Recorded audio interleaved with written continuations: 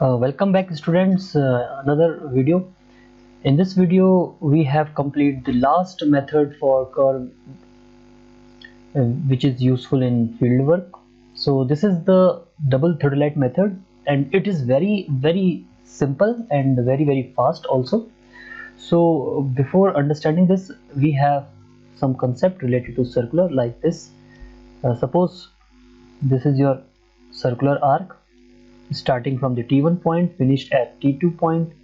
So we have this intersection point at I, right? So if I just draw a radius to this point, which is known as center point, so here we have a delta, right? So first of all, I just draw a long chord, so I will connect T1 point to T2 point. So this green line is your long chord point. So in theodolite method, we just have a simple thing which we will understand here. In theodolite, if I take any point, not about the theodolite, it's general way, if I take any point like this is the P point, right? So ये मैंने P point यहाँ पे लिया है, तो इस P point से मैं एक ट्रायंगल बनाने की कोशिश कर रहा हूँ. तो वो ट्रायंगल मेरा क्या है, T1P T2. So this triangle T1P T2, right? तो यहाँ पे आपके पास कुछ चीजें हैं, जैसे कि ये जो एंगल है यहाँ से लेकर यहाँ तक, ये एंगल आपको हम कहते हैं कि suppose this is your angle alpha, but alpha नहीं लेते क्योंकि अदरवाइज आप कंफ्यूज हो जाओगे. इसको हमने ले लिया बीटा एंगल, राइट? तो ये जो बीटा एंगल है, ये एंगल इसके इक्वल होगा, जो कि यहाँ पे मैं आपको शो कर रहा हूँ, ठीक है? तो with the help of this phenomena, मैंने क्या बोला यहाँ पे मैंने बोला कि in triangle T1P T2 the angle P1 T2 T1 is equal to beta and angle T1P is also equal to beta. तो यही चीजें यूज करते हुए मुझे टू थ्योडोलाइट मेथड को अप्लाई करना है. तो मैं क्या करता हूँ कि फर्स्ट थ्योडोलाइट को मैं यहाँ पे प्लेस कर देता हूँ लाइक दिस, ठीक है, और सेकंड थ्योडोलाइट को मैं दूसरे टेंजेंट पॉइंट पे फिक्स कर देता हूँ. अब यहाँ से मैंने को क्या करना है कि पहले मुझे इस वाले थ्योडोलाइट से क्या करना है, दिस इज बी थ्योडोलाइट है, ये मेरा ए थ्योडोलाइट है. तो B से मेरे को सबसे पहले रेंज करना है. अब मैं फील्ड में बता देता हूँ आपको, फिर आपको इजी लगेगा. तो सबसे पहले मैंने क्या करा, मैंने आइडेंटिफाई किया माई T1 पॉइंट, वहां पे मैंने एक थ्योडोलाइट रखा इस तरीके से, जिसको मैंने A पॉइंट कहा. सिमिलरली मैंने एक थ्योडोलाइट B पॉइंट पे रखा और इसको भी मैंने कहा B पॉइंट. तो इस वाले थ्योडोलाइट का काम ये है, B पॉइंट वाले का, कि ये सबसे पहले रेंज करेगा, ये जो भी एंगल लेगा वो एंगल लेगा A पॉइंट की तरफ से, ठीक है? तो ये जो भी एंगल लेगा वो यहाँ से, इसने यहाँ पे क्या कर दिया, यहाँ पे इसने सेट कर दिया अपना 0 0 0, ठीक है, 0 डिग्री मिनट एंड सेकंड. किस पॉइंट के लिए, A पॉइंट के लिए. अब जो भी ये एंगल मेजर करेगा वो इस डायरेक्शन में करेगा, राइट? तो यहाँ पे आपको समझ में आ गया होगा. सिमिलरली जो A वाला है, अब A वाले को मैं ये वाले इस तरीके से ले रहा हूँ, ठीक है, इस वाले पॉइंट से ले रहा हूँ. तो A वाले ने जो 0 0 सेट करना है वो आपके करना है इंटरसेक्शन पॉइंट को देखते हुए. तो जब A का जो 0 0 सेट होगा, 0 डिग्री 0 मिनट 0 सेकंड, वो इंटरसेक्शन पॉइंट को होगा देखते हुए होगा. तो जो ये एंगल मेजर करेगा वो यहाँ से मेजर करेगा, ठीक है? अब आपने कुछ नहीं करना है. अब आपने सपोज एक एंगल ले लिया जिसको मैंने कहा बीटा. तो बीटा एंगल आपने यहाँ से लिया, अब वो कुछ इस तरीके से आपका रेंज कर रहा है. तो this is your beta angle, A point से लिया, तो ये रेंज करेगा इस तरीके से, रेज बनेगा. तो आपने क्या करना है, रेंजिंग रॉड को यहाँ कहीं पे फिक्स कर देना लाइक दिस.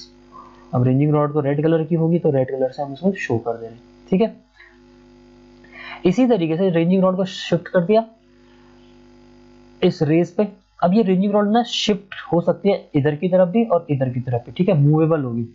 फिर आपने B पॉइंट यानी कि B थ्योडोलाइट से भी देखना है कितना एंगल, बीटा एंगल देखना है, राइट? तो जब बीटा एंगल देखोगे तो ये बीटा एंगल को आप देख रहे हो, ठीक है, इस थोडालाइट को जब आप मूव कर रहे हो, इसका जो टेलीस्कोप मूव कर रहे हो, तो आपका टेलीस्कोप इस डायरेक्शन में होगा। अब आपने इस रेंजिंग रॉड को अंदर की तरफ मूव करना है, ठीक है। ये तब तक मूव करना है जब तक ये इंटरसेक्शन पॉइंट नहीं है। जब ये इंटरसेक्शन पॉइंट आ गया तो ये इंटरसेक्शन पॉइंट क्या होगा, आपका P पॉइंट होगा, ठीक है। इसी तरीके से आप दूसरा P2 पॉइंट डिफाइन करेंगे। P2 पॉइंट के लिए क्या करेंगे आप, 0 0 आपने I को सेट किया और यहां से आपने एंगल मेजर किया विच इज योर β1,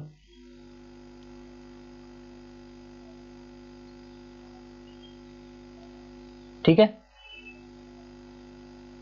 अभी मैं थोड़ा सा सफाई कर दे रहा हूं ताकि आपको β1 पता चला। तो β1 पता चला मतलब ये वाला जो टेलीस्कोप है वो आपने इस डायरेक्शन में रखा और यहाँ पे आपने रेंजिंग रॉड को कहीं पे भी सेट कर दिया। आगे किया या पीछे किया उससे कोई मतलब नहीं है, क्योंकि आपको अल्टीमेटली रेंजिंग रॉड को फिर से शिफ्ट करना पड़ेगा जब आप बी वाले टेलीस्कोप से देखोगे। जब बी वाले से देखोगे अगेन आपको 0 0 सेट किया आपने ए को देखते हुए, तो यहाँ से आपने लेना है β2 एंगल और इस तरीके से आप जब देखोगे तो रेंजिंग रॉड को शिफ्ट करोगे, ठीक है। तो ये आपका P2 पॉइंट बन गया। इसी तरीके से आपने फिर P3, P4, ठीक है, एंड क्योंकि ग्राउंड में आपके इस तरीके की कैलकुलेशन दिखाई नहीं देगी, आपको सिर्फ पॉइंट्स दिखाई देंगे, ठीक है। तो ये P2, P3, P4, P5 and so on point जितने आप चाहते हो कि आपका एक्यूरेट कर्व बने उतना आप करना है, ठीक है।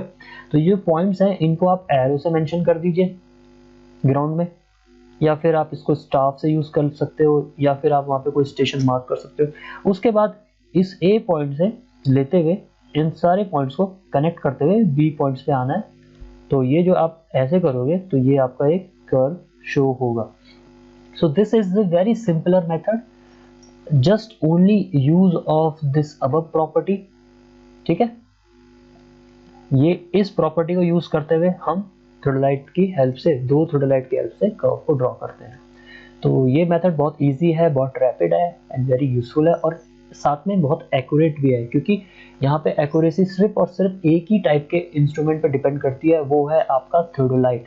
अब आप इसे वर्नियर थोडालाइट यूज कर रहे हैं या ऑप्टिकल थोडालाइट यूज कर रहे हैं या डिजिटल थोडालाइट यूज कर रहे हैं या टोटल स्टेशन यूज कर रहे हैं, वो सब चीज़ें डिपेंड करती हैं उसकी एक्यूरेसी पे। तो जितना एक्यूरेट आपका इंस्ट्रूमेंट होगा, एक ही इंस्ट्रूमेंट है यहाँ पे, उतना एक्यूरेट आपका ये जो कर्व बन रहा होगा वो होंगे, उतने एक्यूरेट आपके पॉइंट्स भी डिफाइन करेंगे, ठीक है। But in case of chain and tape या थोडालाइट एंड टेप, उसमें क्या है कि दो इंस्ट्रूमेंट आ जा रहे हैं, तो दो इंस्ट्रूमेंट की अलग अलग एक्यूरेसी होती है, तो वो सब चीज़ें वहाँ पे काउंट हो रही हैं। दोनों एक्यूरेसी अलग अलग होने की वजह से एरर भी डिफरेंट टाइप्स के होंगे, चेन के एरर अलग होंगे और जो थोडालाइट के एरर अलग होंगे, तो दो तरीके के एरर्स आपके वहाँ पे आ जा रहे हैं। लेकिन इन theodolite we have only single type of error, जो कि हम एलिमिनेट कर देते हैं with the help of reading both side A vernier and B vernier, repetition and reiteration method का अप्लाई करके भी आप वो सारी चीजें करें।